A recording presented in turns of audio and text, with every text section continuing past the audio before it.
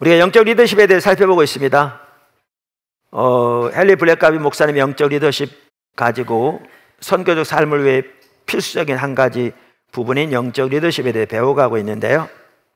3장을 살펴보려고 하는 중에 그 헨리 블랙가비 목사님도 그 책에서 언급하고 있는 로버트 클린턴 교수가 말한 리더십 개발 6단계를 지금 4번째 살펴보고 있고요. 오늘 마지막 그 부분을 다 살펴보려고 합니다.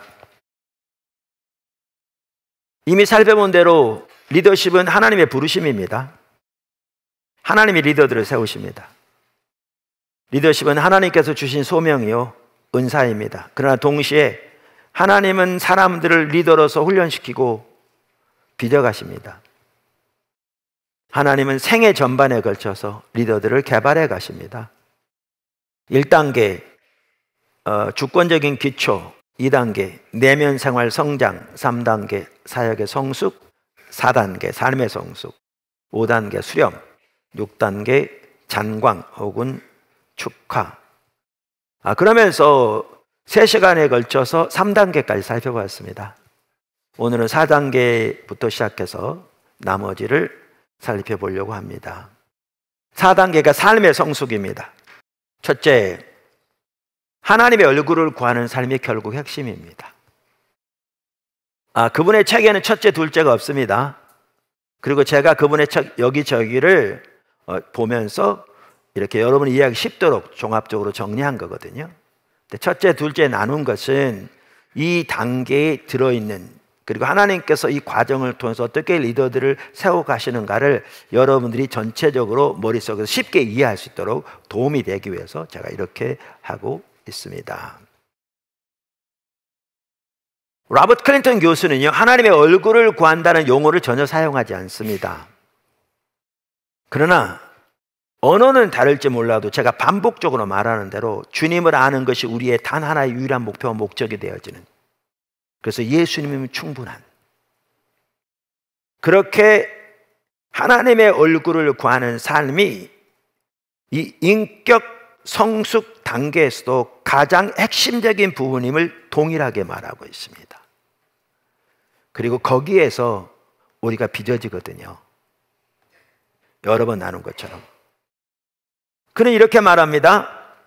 우리는 하나님께서 성숙해 하셔서 그분의 영광을 위해 사용하신 성도들을 참고해 볼 수 있다.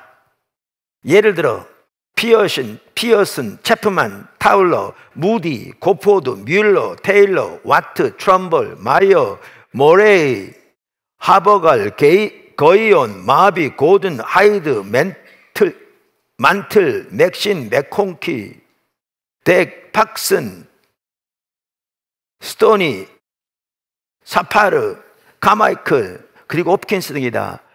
모르겠죠? 저도 모릅니다. 몇 사람만 빼놓고는. 이 얘기가 뭐냐 하면 2000년 교회 사만 하더라도 하나님께서 사용하신 수많은 리더들의 삶을 연구한 겁니다. 지금 그걸 쭉 나열하고 있죠. 그 일부를. 그러면서 그들의 삶 속에 공통점이 있다는 겁니다. 공통점이 있다는 겁니다. 그러면서 이렇게 말합니다. 그들은 전임 사역자로 투신한 후, 삶을 들여놓은 후 평균 15년 만에야, 평균 15년 만에야 예수 그리스도가 그들의 생명인 것을 알기 시작했고, 예수님을 위해 일하는 것이 끝이고, 그러니까 그것이 모든 것이고, 그런 뜻입니다. 그 자체가 목적이고, 그렇게도 볼 수 있겠고요. 예수님께서 그들의 모든 것임을 인정했으며 그들을 통해 주님께서 일하시도록 자신을 내어드리기 시작한 것으로 나타난다. 바꿔 말하면, 그럼 좀 더 읽어볼게요. 그러면서 이렇게 말합니다. 이것은 어떤 면으로든지 우리를 실망시키는 것이 아니라 우리로 하여금 영원한 차원을 바라보고 마음을 가라앉히도록 도와주고 있다. 그러면서 오늘 본문을 인용합니다. 오직 내가 그리스도께 잡힌 바 된 그것을 잡으려고 표대를 향하여, 그래서 예수 안에서 하나님이 위에서 부르신 부름의 상급을 위하여 쫓아가노라. 무슨 말이에요? 수많은 리더들의 삶을 연구한 후에 평균적으로 그들이 전임 사역자로 삶을 본격적으로 들인 시점부터 15년이 지난 후에야 하나님을 아는 것이 단 하나의 유일한 목표가 되어지는 그 자리를 섰다 그 얘기입니다. 이게 핵심입니다. 제가 반복적으로 말씀드린 것처럼. 그리고 이것은 수많은 사람들의 삶에서 검증되어지는 겁니다. 그래서 하나님이면 충분한, 그것으로 족한. 그래서 예수님이 바로 그들의 모든 것임을 인정하고 그렇게 서는, 이게 하나님의 얼굴을 구하는 삶이죠. 그러니까 여기 서야 합니다. 그래야 우리 삶도 빚어지고요. 그래야 하나님의 주권적인 통치가 근본적으로 실제적으로 회복되고요. 우리 삶 속에 하나님이 주도해 가서 앞서가신 일들이 비로소 회복되어지거든요. 두 번째, 삶의 성숙 단계에서 하나님께서 거치게 하시는 몇 가지 과정. 그러니까 하나님께서 리더들을 인도하시면서 과거를 평가할 뿐만 아니라 인격에서 더 성숙한 단계로 들어가도록 하기 위해 사용하신 게 뭐냐? 고립기간이라는 겁니다. 고립기간. 이것은 지도자를 성숙시키는 가장 효과적인 방법 중 하나입니다.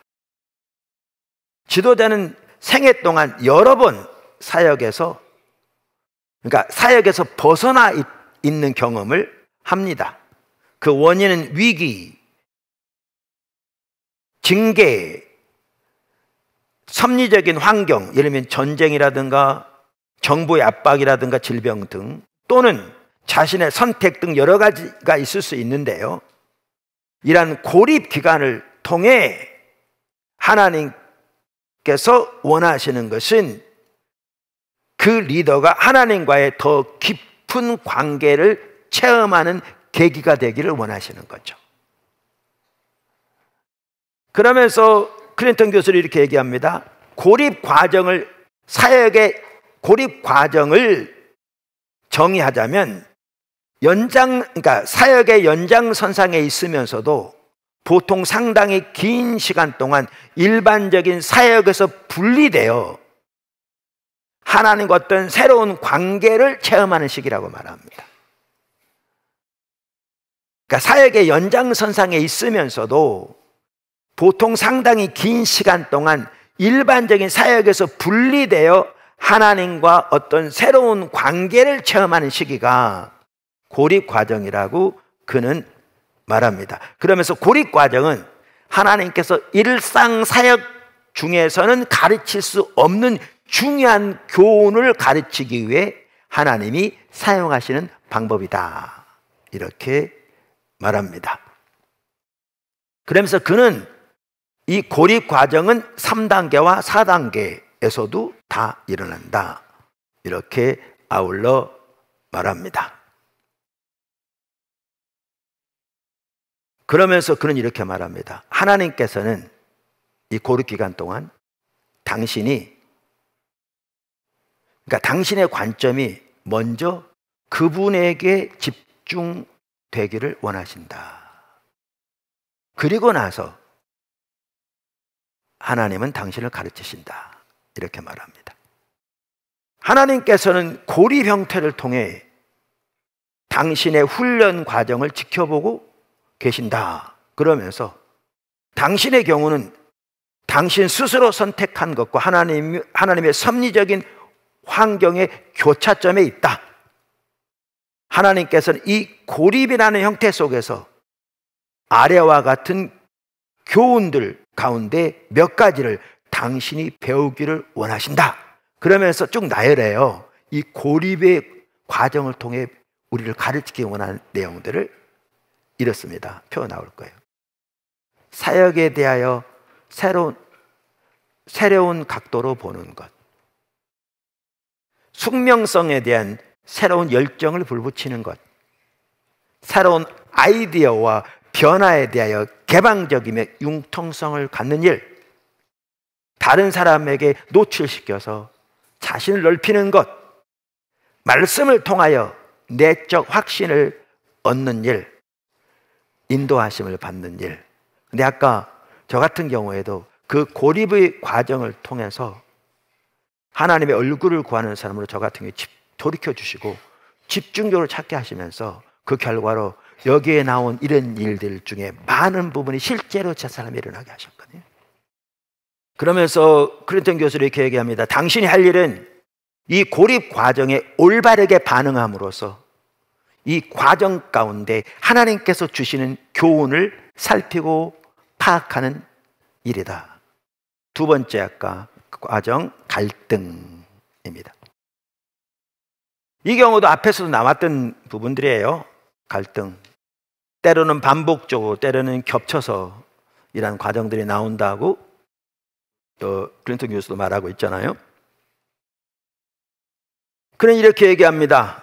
이 갈등 과정은 지도자의 삶 속에 나타나는 것으로 그것이 인간관계 때문이든지 사역 때문이든지 하나님께서 사용하시는 도구이며 지도자의 믿음을 발전시키고 하나님만을 의뢰하게 하며 인간관계나 사역자의 관계에서 분별력을 얻게 하는 계기가 된다. 핵심이 여기 나온 대로 하나님만을 의뢰하게 하시는 거죠. 그러면서 갈등은 다른 과정에 포함되어 있는 복합적인 상황이다. 그러면서 이런 과정들을 통해 리더는 다음에 관한 교훈을 배우게 된다. 그러면서 이렇게 말합니다. 갈등의 본질, 갈등 해소 방안, 갈등 방지 방안, 갈등의 창조적 활용, 하나님께서 운영하시는 갈등 선별법, 다른 과정을 위한 자극제로서의 갈등.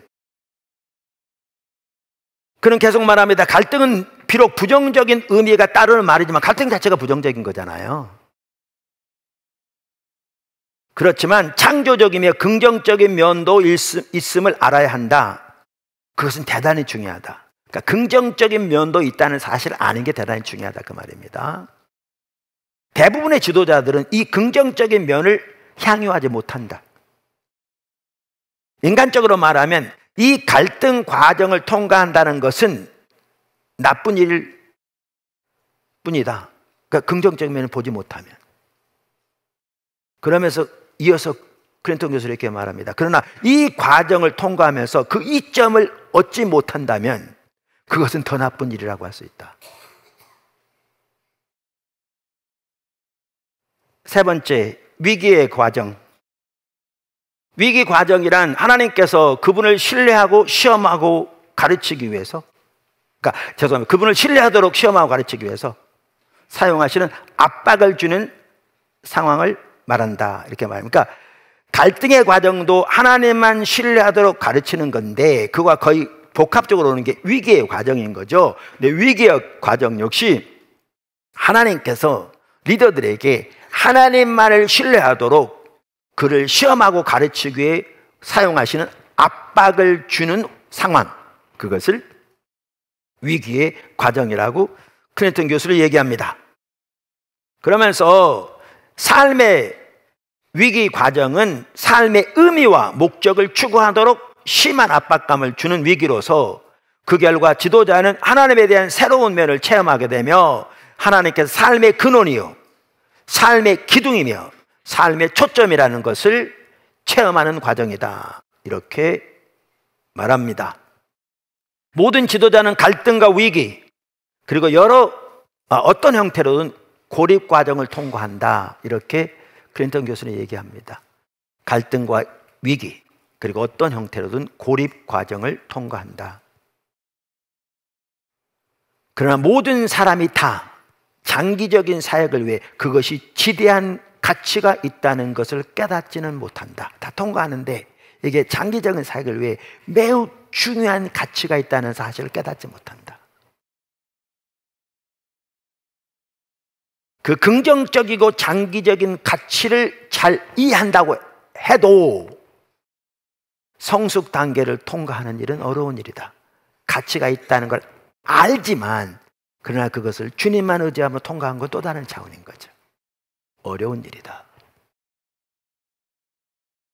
그러면서 이 과정을 통해 영적 권위가 이렇게 부어지는데요. 아까 잠깐 언급했습니다마는 저는 클린턴 교수 정확하게 옳게 말한다고 생각합니다. 권위의 문제를 다뤘을 때 이미 예레미야 시대의 제사장들도 예를 들며 설명했습니다. 그러면서 이렇게 말합니다.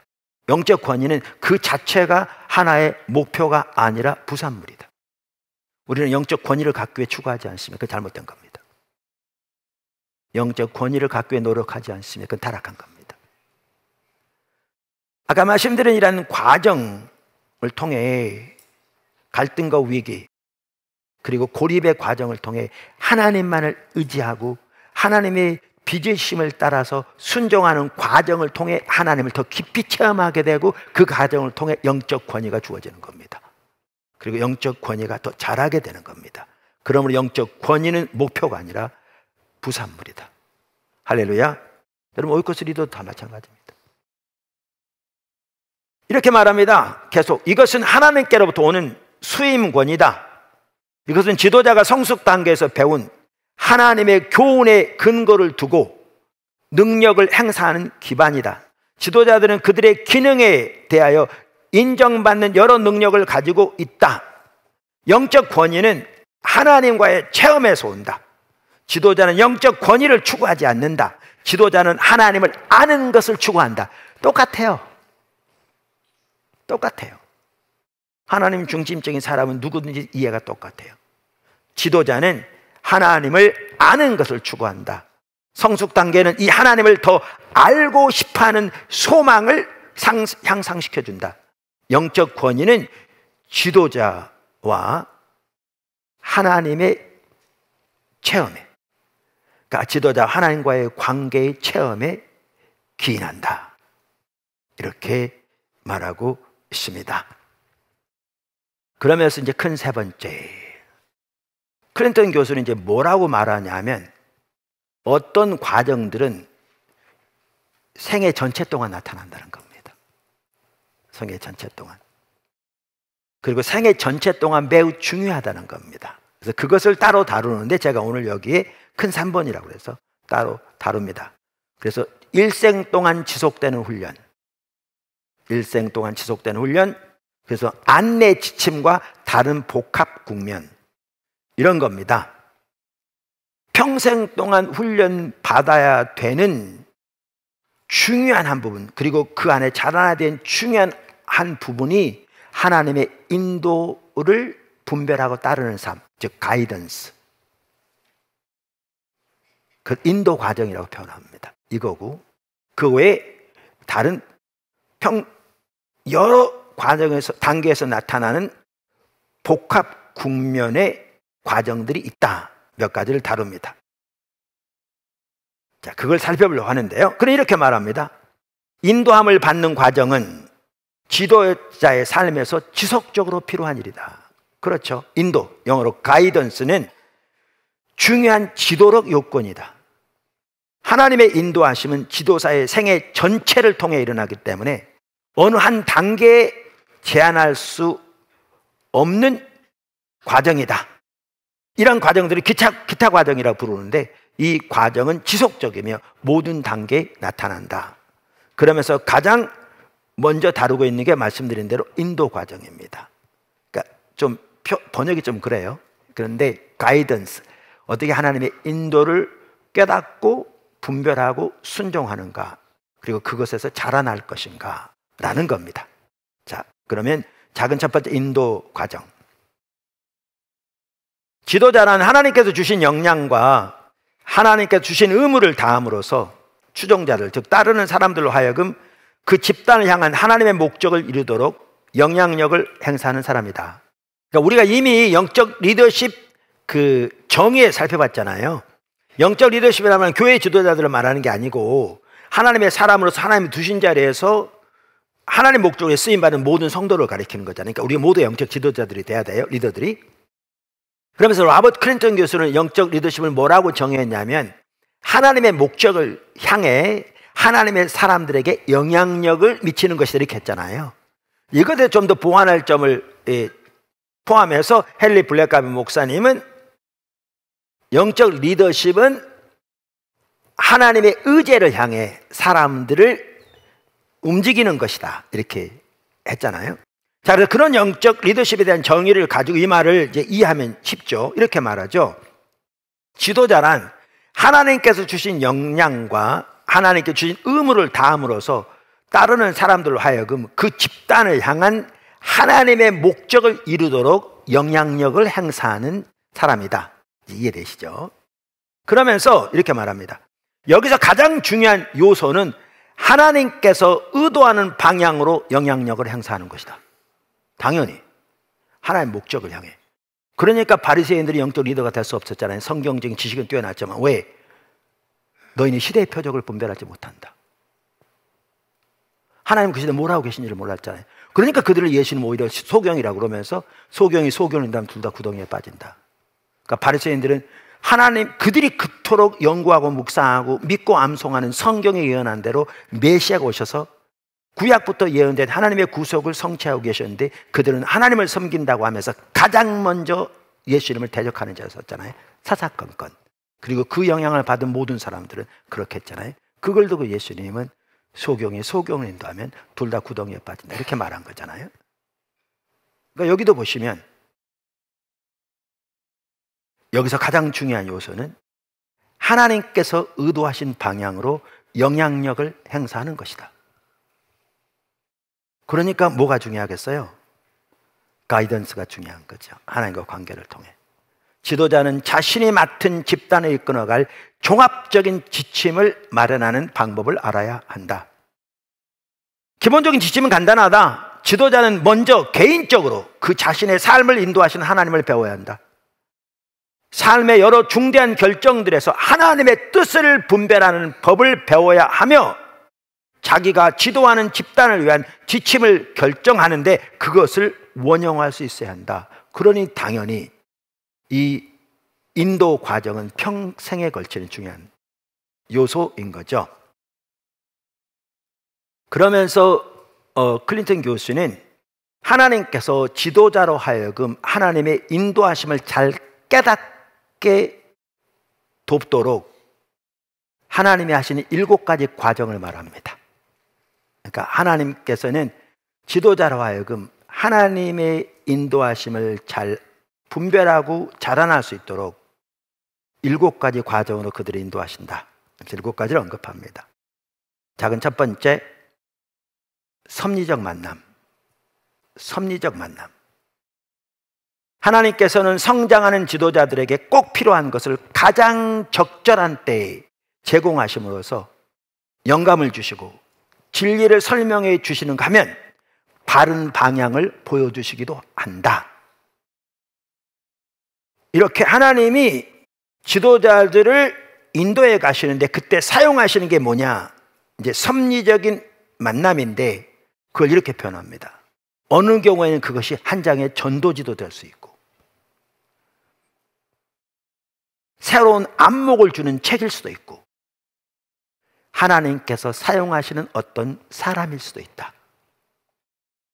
그러니까 저 같은 경우에는 뭐 최근만 하더라도 선교적 교회를 인도해 가시면서 성령께서 우리를 인도해 가시는 선교적 교회의 그 성격과 그 중요성을 선명히 깨닫게 하시는 핵심적인 통로 중에 하나가 뭔지 아세요? 섭리적으로 만나게 하신 책들이에요. 섭리적으로 만나게 하신 책들. 그 중에 하나가. 제가 최근에도 말씀드렸는데 신국원 교수님이 뜬금없이 저한테 책 2권을 소개했다니까요. 그래서 샀죠. 그런데 제가 원고를 쓰다가 잘 정리가 안 돼서 그 책을 이제 가볍게 읽기 시작했어요. 근데 읽다 보니까 정말 중요하더라고요. 그래서 2번 읽었어요, 자세히. 그래서 지금은 읽은 것 중에 중요한 부분을 지금 정리하고 있어요, 3번째. 이번에 유럽 사역 가서도요, 집회 시간 외에 시차다 달라고 하니까 수시로 잤고요. 틈나는 대로 주로 새벽에 일어나서 시차가 바뀌니까 새벽 2시, 3시에 일어나가지고 몇 시간 동안 그거 정리했어요. 선명히 보여갔어요. 하나님의 뜻을. 그러면서 섭리적 만남이란 지도자의 잠재력을 확인하고 가능성을 키워주거나 어떤 쟁점에 대한 지침이나 통찰력을 주기 위해, 또한 하나님의 방향으로 지도자를 이끌기 위해, 아니면 사역 기회를 새로 열어주기 위해 중요한 시기에 하나님께서 지도자로 하여금 만나게 하시는 어떤 사람이나 자료를 말한다, 이렇게 말합니다. 이게 섭리적 만남입니다. 할렐루야. 그러면서 이제 반대편에서 이미 하나님께 쓰임 받고 있는 사람들, 영향력을 가지고, 이들은 하나님의, 그러니까 잠재적인 지도자를 위한 하나님의 섭리적 만남의 도구로 사용될 수 있잖아요.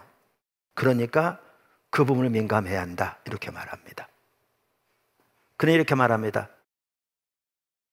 지도자들은 영향력을 미치고 있는 위치에 있기 때문에 다른 사람들과 가끔 섭리적 만남을 갖는데 사용될 수 있다는 사실을 기억해야 한다. 그들은 자신을 섭리적 만남의 수단으로 사용하시는 성령님에 대해 특별히 민감해야 하며, 그것이 영향력을 행사하는 특별한 방법임을 기억해야 한다. 어떤 경우는 특별한 시기에 하나님께서 사용하시는 섭리적 만남을 모르고 지나가기도 한다, 이렇게 말합니다. 작은 두 번째, 이분의 책 번역에는 선도자로 번역되어 있는데요, 쉽게 말하면 멘토입니다. 영어로 멘토. 제가 그래서 선도자 좀 낯설어서 이 말은 그냥 멘토로 바꾸겠습니다. 멘토. 하나님께서는 어떤 사람이 가진 잠재적인 지도력을 보고 개발하는 일을 돕고 싶어하는 안목과 역량을 가진 사람을 만나게 해준다. 그러니까 멘토를 만나게 해준다는 거예요. 이 행동은 대개 잠재적 지도자를 위해서는 중요한 과정이다. 멘토란 선배로서 후배의 잠재력을 보고 섬기고 주고 격려하는 태도를 가진 사람으로 후배를 향상시키거나 잠재력을 깨닫는 데 중요한 영향력을 행사하는 사람이다. 멘토 과정이란 한 사람이 잠재적 지도자를 돕는 과정들과 그 결과를 말한다. 그러면 성경적인 예를 든다면 마가 요한의 멘토였던 바나바가 거기에 해당되는 거죠. 그러면 계속 이렇게 얘기합니다. 모든 사람이 다 멘토 사역에 적합한 것은 아니다. 멘토는 사람 속에 있는 가능성을 즉각 알아볼 수 있는 사람이다. 그들은 또한 잠재력의 발전을 위해서 실수와 건방진 태도, 눈에 거슬리는 모습을 참아낼 줄 아는 사람이다. 그들은 한 사람이 개발되는 데는 시간과 경험이 소요된다는 것을 알고 참을 줄 알며 융통성을 가진 사람이다. 그들은 후배의 발전을 위해 필요한 다음 과정을 제시해주며 과정의 최종 결과까지 내다보는 비전과 역량을 가진 사람이다. 그들은 대개 긍휼, 구제, 권면, 믿음, 그리고 말씀의 은사 등을 소유한 사람이다. 제가 가까운 사람 중에 이런 사람이 있거든요. 제 아내입니다. 세 번째, 중복 확인, 작은 세 번째. 중복 확인 과정이란 하나님께서 자기의 뜻을 한 가지 이상의 방법으로 분명하게 확인시켜 주시는 비범한 인도를 말한다, 이렇게 말합니다. 그러니까 보세요. 사도행전 9장에 보면요, 사울의, 즉 바울의 회심 사건이 나옵니다. 예수님께서 그에게 나타나서 말씀하셨잖아요. 그 앞으로 소명. 근데 하나님이 똑같이 아나니아를 통해서 말씀하시거든요. 중복 확인 사건. 뿐만 아니라 사도행전 10장에 나오는 고넬료 사건도 마찬가지입니다. 고넬료가 기도할 때 하나님 천사를 보내서 말씀하셨잖아요. 그리고 이제 사나를 보내서 베드로를 데리러 보냈는데 사람이 오는 중에 베드로가 낮 12시에 식사가 준비되는 시간에 기도하는 중에 하나님이 환상을 3번이나 보셨잖아요. 그러면서 하늘로부터 보재기가 내려오는데 구약 성경에 먹지 못할 소위 말하는 더러운 짐승들이 가득한 거죠. 그래서 하나님의 음성이 들리기를 잡아먹으라 그랬더니 베드로가 주여 절대 그럴 수 없습니다. 그러니까 주님은 따라야 되는데 아니면 주님이 아니거나 하여튼 주여 절대 그럴 수 없습니다. 그랬더니 너는 내가 깨끗게 한 것을 감히 속되다 하지 말라. 3번입니다. 그리고 보재기에 올라갔잖아요. 그게 무슨 뜻일까? 이렇게 했는데 마침 그때 밖에서 사람들이 와서 문을 두드렸잖아요. 이 집에 베드로 씨 계십니까? 그러면서 그들의 얘기를 듣고 와서 고넬료 얘기를 들으니까 하나님이 하신 일이 중복적으로 확인된 거잖아요. 그러면서 이방인들에게 복음이 전거되기 시작한 거거든요. 너무나 놀라운 사실인 거죠. 중복 확인은 중대한 결정에 대한 하나님의 보장과 지도자의 영적 권위를 뒷받침해 준다. 또한 그 사람이 지도자가 될 수밖에 없는 필연성을 내외에 새롭게 해주는 것이다. 이렇게 표현합니다. 네 번째, 작은 네 번째, 부정적 상황을 통한 성장. 그러면서 이렇게 표현했어요. 남의 떡이 커 보이는 심리. 부정적 상황을 통한 진보는 특별히 발전 단계 사이의 경계선 시기에 보여진다. 그 경계선이 하나님께서는 가끔 사람들에게 먼저 부정적인 경험을 통과하게 함으로써 다음 단계로 발전하도록 준비시키신다. 이 부정적인 경험은 훈련 중인 지도자로 하여금 다른 떡이 더 커다랗게 보이게 함으로써 다음 단계를 추구하게 하는 동기가 된다. 그래서 부정적 성장을 통한 성장이 하나님께서 사용하시는 부정적인 사건, 사람, 갈등, 핍박, 경험들로서 현재의 상황에서 벗어나 새로운 흥미를 가지고 다음 단계로 넘어가게 하는 요소를 말한다. 그러면서 부정적 상황을 통한 성장 과정들은 대개 결혼 관계에서 어려움, 직업이나 사역에서 위기, 다른 크리스찬 동역자들과의 갈등, 개인의 영적 생활이나 현재 역할에 대한 불만, 자녀들의 어려움, 생활 환경의 어려움, 기후나 지리적 조건의 어려움, 고립기간, 영향권 발전을 방해하는 지나친 제재 등을 통해 나타난다.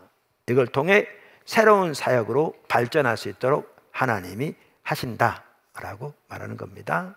큰 5번째 단계, 수렴 단계.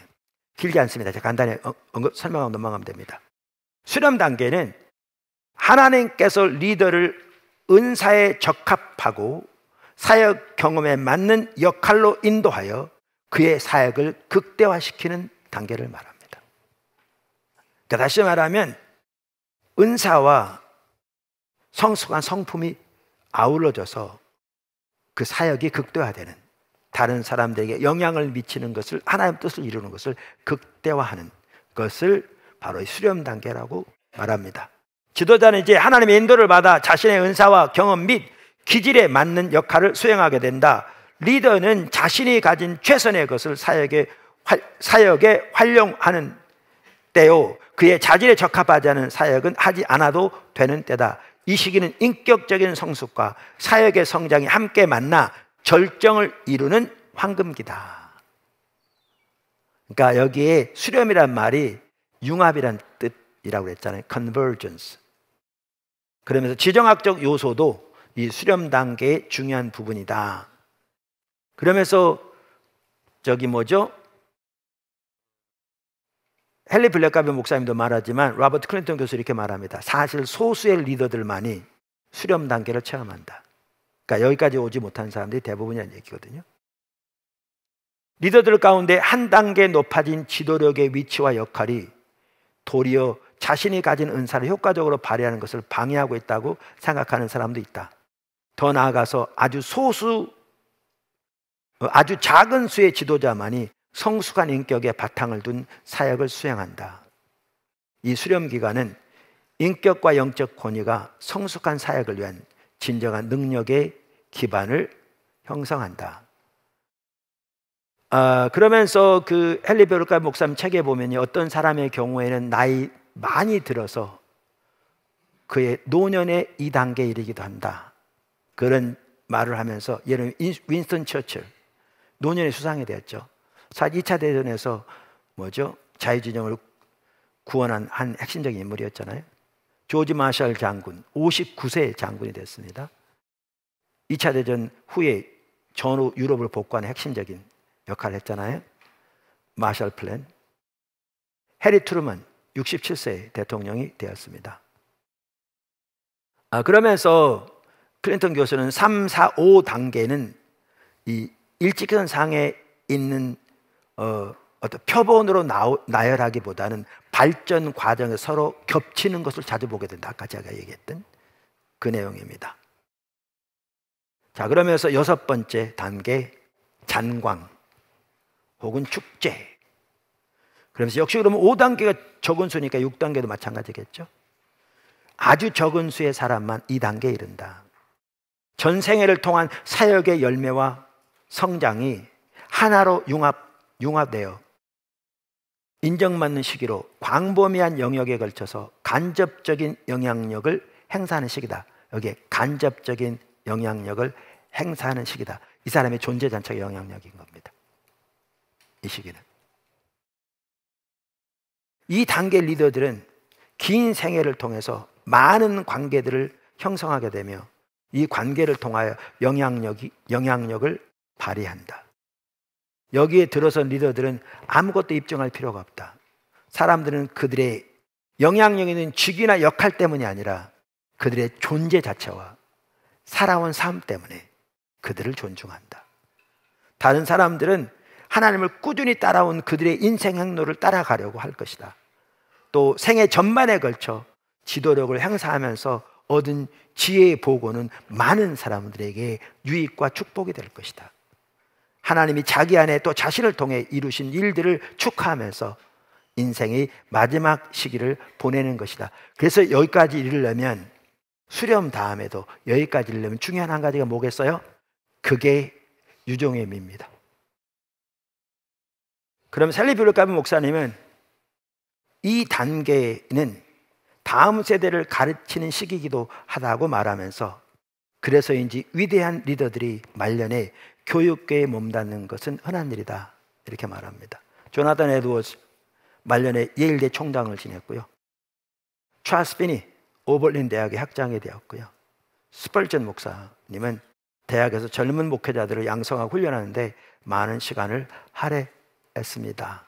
레슬리 뉴비긴도 영국에 돌아와서 그의 눈이 보였지 않는 그때에도 대학 강단에서 학생들에게 책을 읽게 하고 그걸 토론함으로 학생들을 가르쳤습니다. 아까 말씀드린 그 책만 하더라도 그렇게 보면서 하나님이 샘물결 대학에 대해서 더 비전을 더 선명히 보여가고 계십니다.